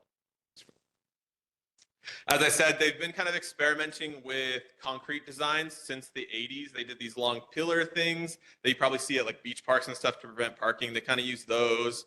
But in the 90s, we stuck with these concrete Z modules, which is, if you scroll down, is pretty much, it's 8 feet long, 4 feet wide with a foot, with a 1 foot on either end to make it look like a Z. And then we deploy those and they kind of stack haphazardly to create puka structures for animals to hide in and create shelter and habitat for them. We also have experimental ones that have been pretty fruitful is the cube modules, and those are 4 by 4 by 4 and are hollow out in the middle, and the uluas really like that, and the premise is to kind of put those as a base layer to create those big ulua holes and then put the Z's on top of it. We're trying to implement new technology with our program. So this is a preliminary project, but we were able to create 3D structure. So it's called photogrammetry, but what we do is we take a lot of photos in a transect, and then we can stitch all of those photos together to create a 3D image, and we can track benthic change over time with this new research method. This right here is to explain some of the permitting process for this project. This is not the full permitting list. This is just kind of the key highlights that I wanted to highlight for this project. We submitted our SHIP D permit for the historical preservation, and then we also did a U.S. Fish and Wildlife coordination report. So we worked with U.S. Fish and Wildlife and Habitat map the area of where we're looking to deploy so that it's low relief. So there's low structure, less than 1% coral cover, and doing environmental reviews before the deployment. And that is also in part of the permitting process is through the U.S. And through U.S. Army Corps, we have to talk with NOAA and DOH for other permitting requirements. For the timeline, we've been doing some outreach. We have a DAR fishing working group to talk with fishers about future designs and where the deployment is, and we've talked to the Maunalua Bay Fisher Hui that was we were helped connected by through Malama Maunalua. We've met with the Hawaii Kai Neighborhood Board and the Kuli'o'o Neighborhood Board, you guys, and we are also going to schedule with the Diamond Head Neighborhood Board. But we're trying to get all of our permitting done in April, June-ish, and we have some preliminary baseline fieldwork to capture all of that data before deployment so that we can track the change over time after deployment, and we do yearly monitoring after deployment. And after talking to them, we've got some great feedback from the fishers. They had some worries about the taco and the betta grounds, and so that's with those preliminary baseline data. We're going to look and see and try to pick an area that has very low taco holes and habitat and Nabetta grounds as well. And we're also looking at exploring a citizen science project or a fishery dependent survey that kind of promotes fishers to help fish the artificial reef and help document their catch per unit efforts so that we can see how much fishing is happening on the artificial reefs and what kind of fish they're catching and how that might change over time with the deployment. This kind of segues into our other project that we have, but this is the Reef Habitat Plan. It's for fishers by fishers. So we're trying to get a lot of input from fishers around the state. This is a whole statewide project, but if you guys have any knowledge on fishing grounds and that could use improvements or habitat degradation and you want restoration to maybe happen in those areas, this is a great project. You can scan that QR code and the project person, his name's at the end of the slide. So you can feel free to email Tyler and he has a lot of information for that. But do you guys have any questions for me? Sounds absolutely fascinating. Does anybody on the board have a question for the gentleman? Just a quick question. I'm a little confused with what you have now and what you're proposing. Are you proposing something the same area, expanded area, or? Yeah, if you could scroll to I think it's the second, that one, or sorry, 2 down, that one. So the existing one is the green square and the orange square is our proposed area. So there's 14,000 modules. There's about 14,000 of those Z modules deployed in that green one, and the orange one we're trying to deploy about 2,200. Quick question. Has coral been growing on these artificial reefs? Yeah, if you could go to the third to last slide, there's a good kind of zoom in right there. So all those little green dots, thank you. Those little green dots, that's Parietes lobata. So we've noticed that there's good recruitment after a meter because the current in Maunalua Bay is really strong. It can get up to about 2 knots with the tidal swings.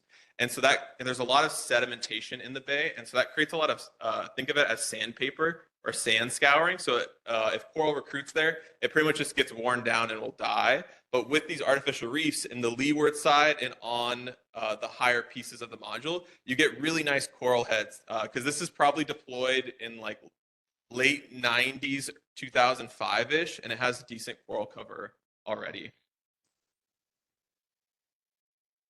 One small question. This is for fishery, I guess, improve fishing areas.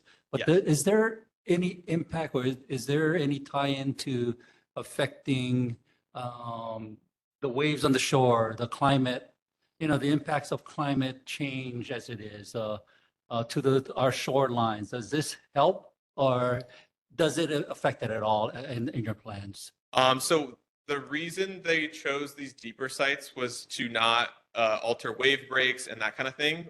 There is push from the community, and we're maybe looking in the future to moving it shallower and 40 feet, but that's a very far in the future. But for this project, that's kind of why we picked deeper.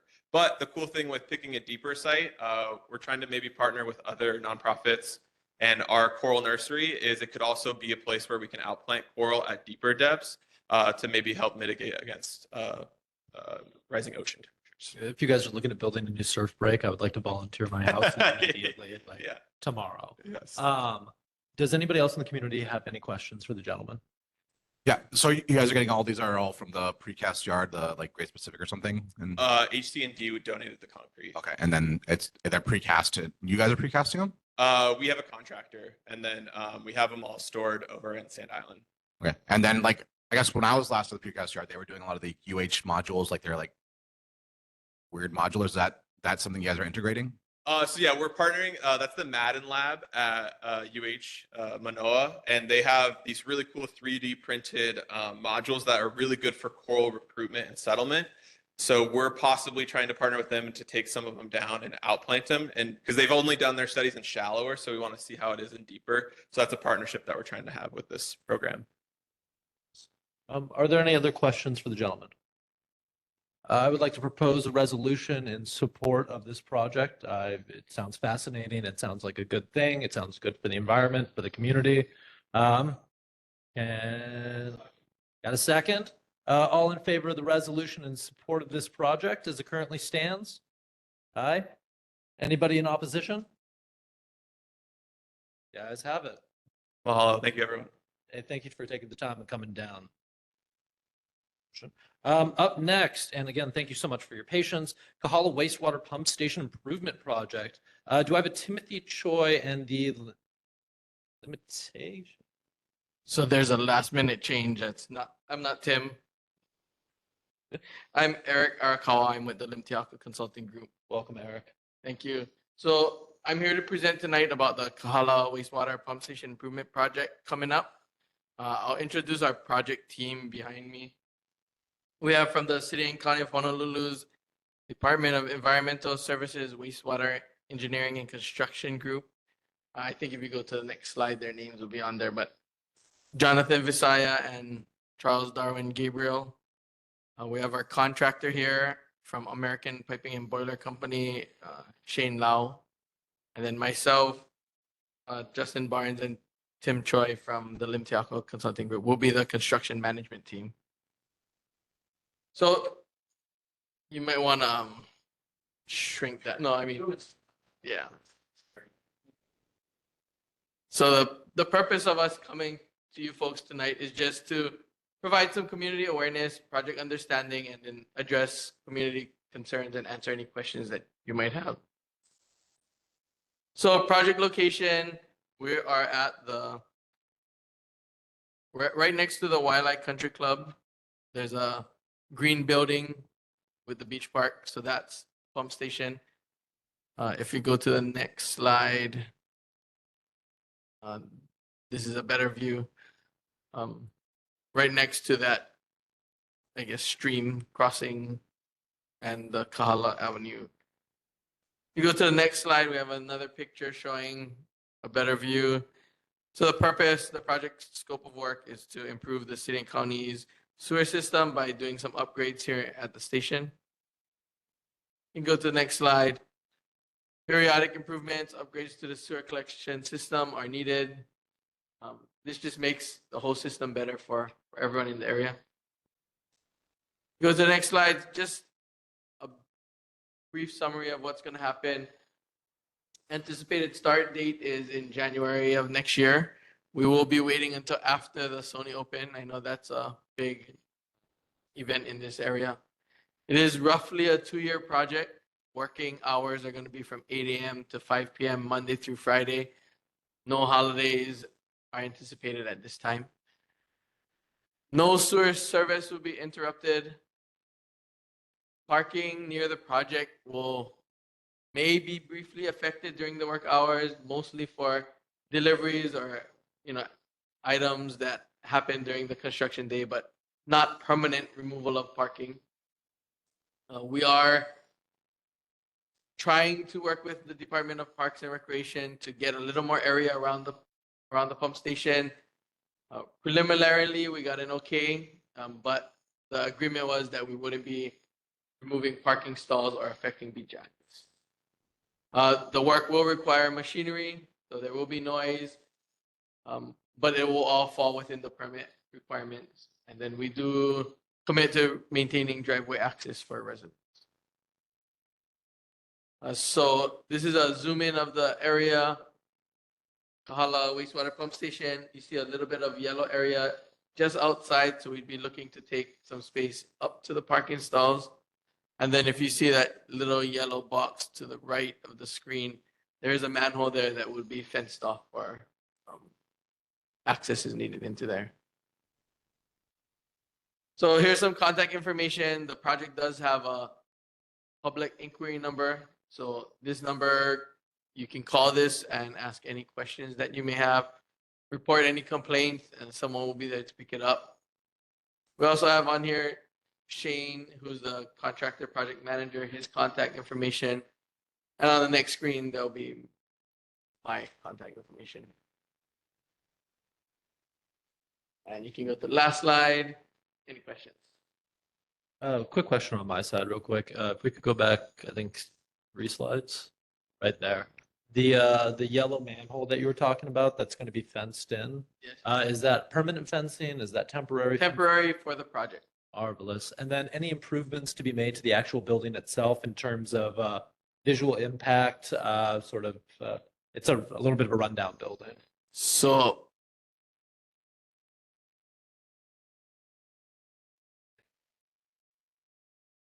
most of the work is inside the building. Okay. And it'll be repainted. It will be repainted. Very nice.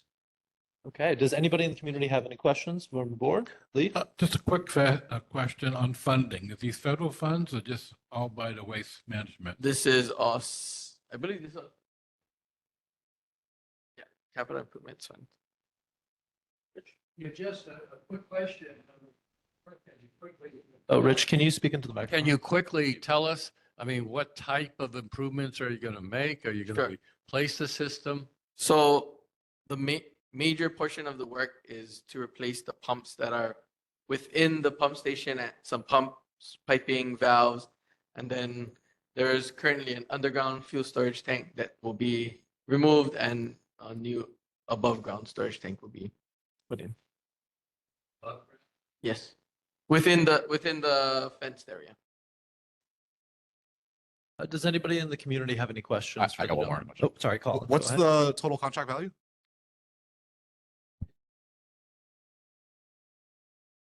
About 14.5 million.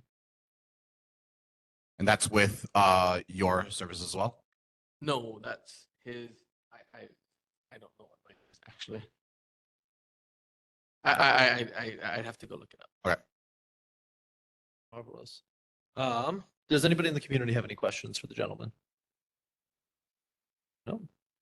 We appreciate you taking the time to come down. Appreciate you guys making improvements to our infrastructure in the area. Do we need a resolution on this? Thank you. I think we're good. Okay. Thank you guys for taking the time to come down. Really appreciate it. Let us speed through the next. Do we have any new business to discuss currently? All right. Off. Announcements. It breaks my heart to say this, but we will not be meeting in the month of December. So we hope that everybody has happy holidays. Everybody gets to celebrate with loved ones and family. We will be coming back in January. Next scheduled meeting is Thursday, January 16th, 2025. And we will be at Kāhala, same location. When we hope to see many of you back again.